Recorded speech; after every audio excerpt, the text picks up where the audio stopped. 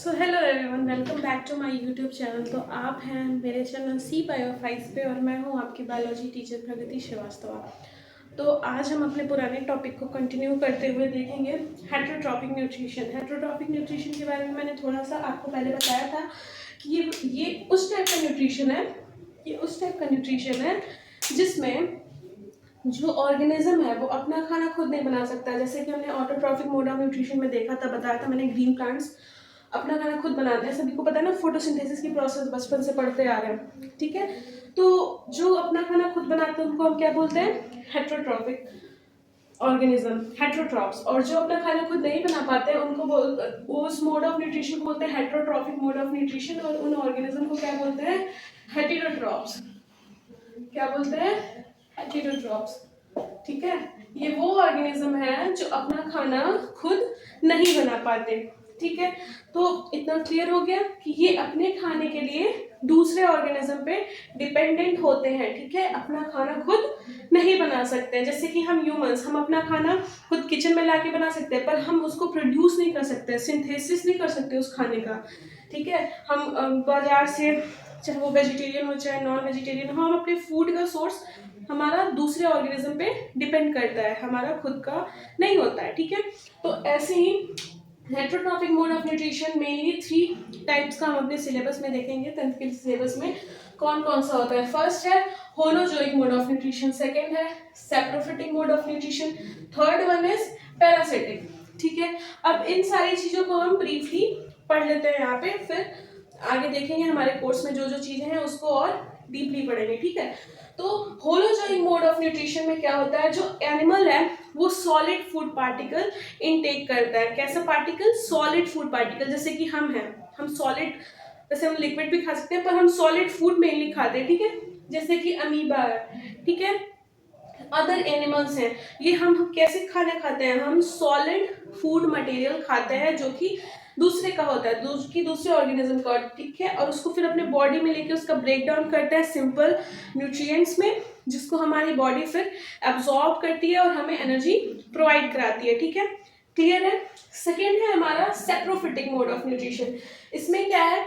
जो एनिमल है वो डेड और डिकेइंग प्लांट, डेड और डिकेइंग एनिमल पे रिलाई करता है। जैसे कि हमारा है फंजाई, ये क्या करते हैं आप देखेंगे। जैसे कि आप मशरूम को ले लीजिए, ये हमेशा सड़े गले चीजों पे ही पाया जाता है। डेड और डिकेइंग मैटर से ही ये अपना ऑर्गेनिक मैटर क्या करते हैं, लेते हैं और अपने ग्रोथ करते हैं, ठीक है।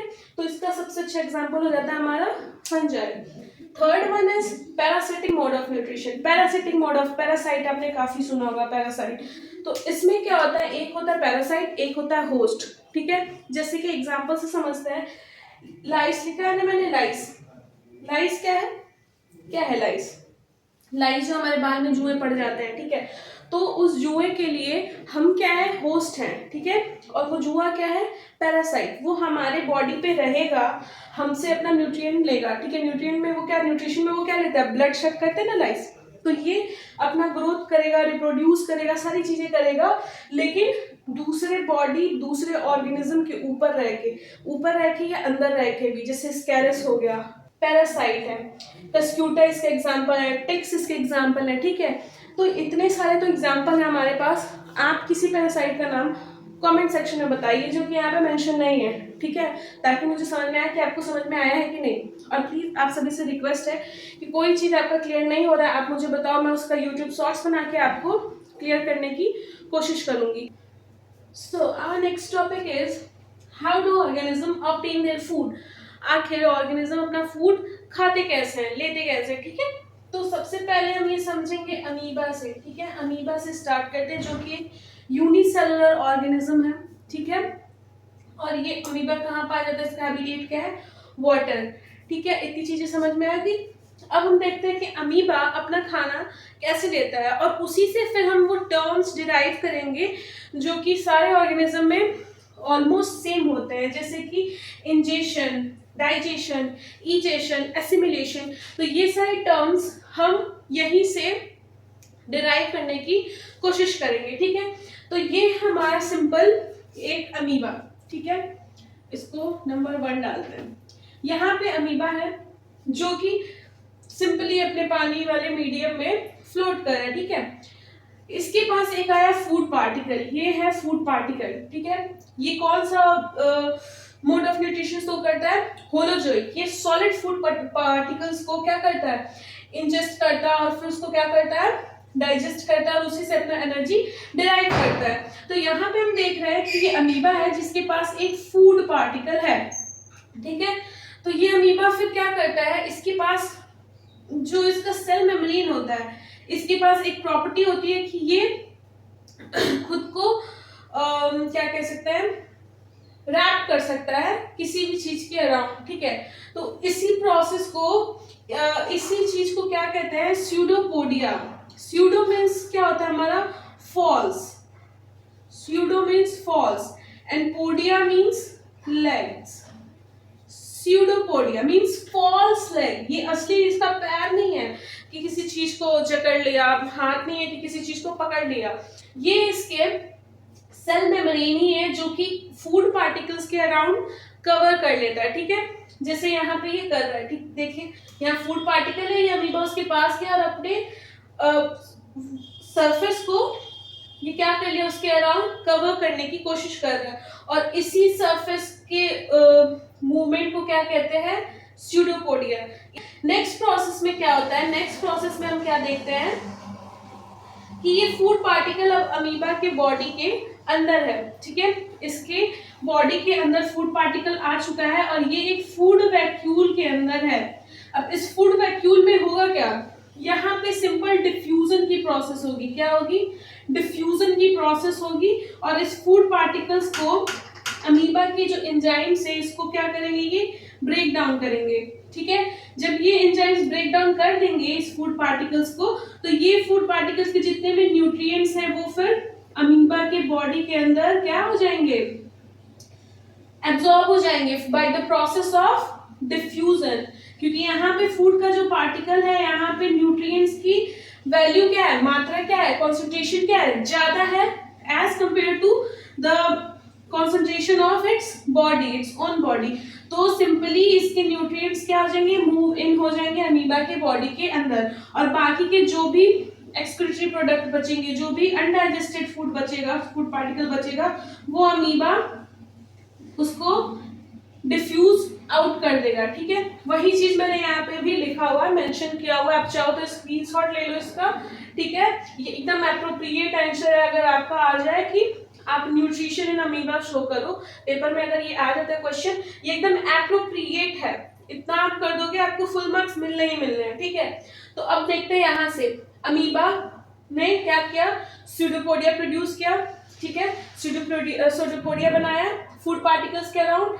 स्यूडोपोडिया क्या है? Extension of cell membrane, cell membrane का एक्सटेंशन है। स्यूडोपोडिया के हेल्प से इसने क्या किया? फूड को कैप्चर कर लिया।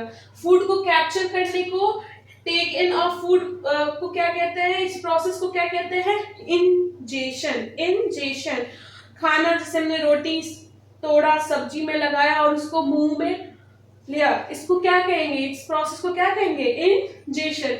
अब टेक इन ऑफ फूड किस में हो रहा है? फूड वैक्यूल में हो रहा है। किस में ये फूड जा रहा है? फूड वैक्यूल के अंदर ये जा रहा है। और फूड वैक्यूल के अंदर क्या हो रहा है? Digestion of the food in food vacuole. Food vacuole के अंदर ही डाइजेशन हो रहा है और डाइजेशन के बाद जो भी ये सिंपल सब्सटेंसेस में ब्रेक डाउन होगा वो क्या हो जाएगा? डिफ्यूज हो जाएगा। किसमें? Cytoplasm of the amoeba. Amoeba के साइटोप्लाज्म में ये सिंपली डिफ्यूज इन हो जाएगा, ठीक है। जो अनडाइजेस्टेड फूड होगा वो कहाँ? Move out of the cell, thrown out. ये क्या होगा? मूव आउट हो जाएगा, इसके सरफेस से, अमीबा के बॉडी के सरफेस से मूव आउट हो जाएगा और थ्रोन अवे हो जाएगा। अब अनडाइजेस्टेड फूड को निकलने के प्रोसेस को क्या कहते हैं? इंजेशन। यहाँ पे इनटेक ऑफ फूड पार्टिकल को क्या कहेंगे? इंजेशन। और जो अनडाइजेस्टेड फूड है जो कि बाहर निकाल दिया गया बॉडी से, उसको क्या कहेंगे? उस प्रोसेस को क्या कहेंगे? इंजेशन। अब इसको एक्सक्रीशन से नहीं लेंगे, एक्सक्रीशन टोटली दूसरा प्रोसेस है। यहाँ पे सिर्फ अनडाइजेस्टेड फूड के निकालने के प्रोसेस की बात की जा रही है और उस प्रोसेस को क्या कहेंगे? इंजेशन।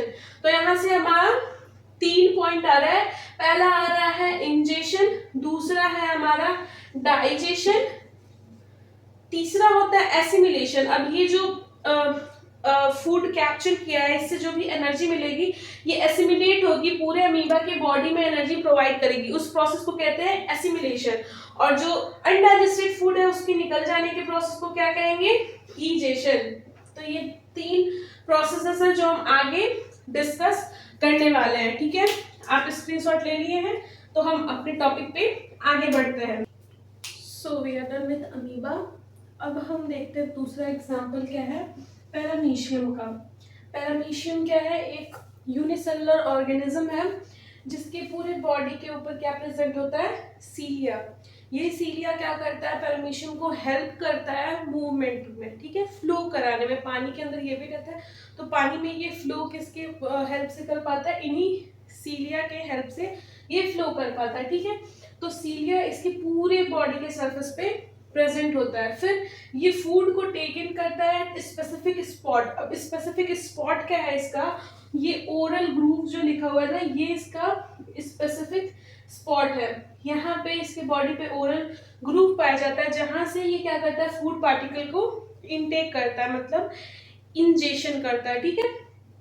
तो यहाँ पे देखना है फूड पार्टिकल है जो कि पानी के साथ फ्लो करते हुए पैरामीशियम के बॉडी तक पहुंच गया। अब ये जब इसके बॉडी तक पहुंच जाएगा तो ओरल ग्रूव से ये क्या करेगा, फूड पार्टिकल को अंदर लेगा, और यहाँ पे फॉर्मेशन होगा एक फूड वैक्यूल का, ठीक है। इसको बकल कैविटी भी बोल सकते हैं, ठीक है, बकल फूड वैक्यूल भी बोल सकते हैं। तो यहाँ पे ये फूड आएगा और यहाँ पे ही इसका डाइजेशन होना शुरू हो जाएगा, ठीक है। पैरामीशियम की बॉडी में जितने एंजाइम्स प्रेजेंट होंगे, डाइजेस्टिव एंजाइम, ये इसे ब्रेक डाउन करेंगे। फिर ये फूड वैक्यूल, इतने सारे फूड वैक्यूल नहीं है, ये मूवमेंट दिखा रहा है, ठीक है। जैसे जैसे टाइम आगे जाएगा ये फूड वैक्यूल पूरे बॉडी में क्या करेगा, मूव करेगा। That is path of circulation of food vacuole. Food vacuole के पाथ को ये दिखा रहा है, ठीक है। और इसी पाथ के टाइम पे, ये पूरे बॉडी में सर्कुलेट होने के टाइम पे इसका क्या होगा, डाइजेशन भी हो जाएगा, एब्जॉर्प्शन भी हो जाएगा और एसिमिलेशन भी हो जाएगा, ठीक है। और जो अनडाइजेस्टेड फूड बचेगा वो ये है एनल पोर। ये क्या है, एनल पोर, जहां से अनडाइजेस्टेड फूड जो है वो वापस पानी में जाके चला जाएगा, और इसी प्रोसेस को क्या कहेंगे, ईजेशन कहेंगे, ठीक है, ईजेशन कहेंगे। तो हमने कहा कितना देख लिया, हमने देख लिया अमीबा का, हमने देख लिया पैरामीशियम का। एक टर्म आता है फेगोसाइटोसिस। ये टर्म क्या है, फेगोसाइटोसिस, ये सेलुलर बेसिस का टर्म है, ये सेल्स के अंदर होता है। अब यहाँ पे देखो ये सारे यूनिसेलुलर है, एक ही सेल है इनके अंदर, ठीक है। तो ये मल्टीसेलुलर ऑर्गेनिज्म में भी फेगोसाइटोसिस होता है और यूनिसेलुलर ऑर्गेनिज्म में भी होता है। Phagocytosis is nothing but the intake of the food, ठीक है।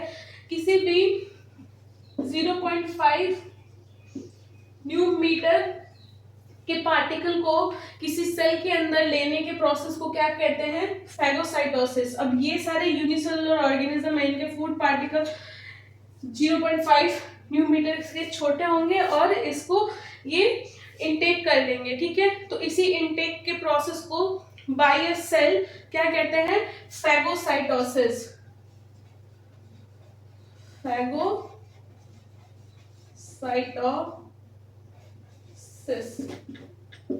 ठीक है। इसी प्रोसेस को क्या कहते हैं, फेगोसाइटोसिस।